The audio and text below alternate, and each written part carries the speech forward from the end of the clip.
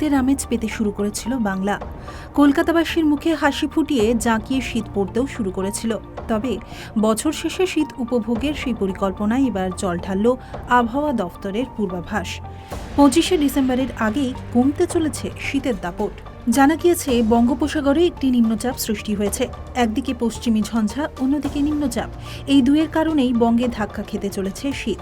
আবহাওয়া দফতরের খবর অনুযায়ী শুক্রবারের পর থেকে তাপমাত্রা বৃদ্ধির সম্ভাবনা রয়েছে এবং টানা প্রায় 2 সপ্তাহ তাই সেই চেনা ঠান্ডার দাপট থাকবে না বঙ্গে। আজ বৃহস্পতিবার কলকাতার সর্বোচ্চ তাপমাত্রা ঘোরাফেরা করতে পারে 25 ডিগ্রি সেলসিয়াসের আশেপাশে। সপ্তাহান্তে অর্থাৎ শনি এবং রবিবার সর্বনিম্ন তাপমাত্রা থাকতে পারে 16 থেকে 17 ডিগ্রি। আলিপুর হাওয়া অফিস সূত্রে আরও জানা গিয়েছে, বৃহস্পতিবার দক্ষিণবঙ্গের জেলাগুলির আবহাওয়া শুষ্ক থাকবে।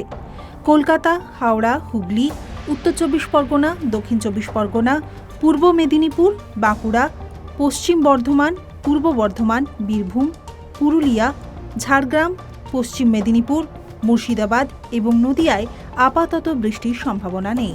বৃহস্পতিবার এবং শুক্রবার উত্তরবঙ্গেও আবহাওয়া শুষ্ক থাকবে বলে হাওয়া অফিস সূত্রে খবর। দার্জিলিং, জলপাইগুড়ি, কালিম্পং, আলিপুরদুয়ার, কোচবিহার, উত্তর দিনাজপুর, দক্ষিণ দিনাজপুর এবং মালদায় বৃষ্টির সম্ভাবনা নেই। আগামী শনিবার থেকে দার্জিলিংয়ে আবহাওয়ার পরিবর্তন ঘটতে পারে। 23 থেকে 25শে ডিসেম্বরের মধ্যে কোথাও কোথাও বৃষ্টি এবং তুষারপাতের সম্ভাবনা রয়েছে। Bureau report, West Bengal live.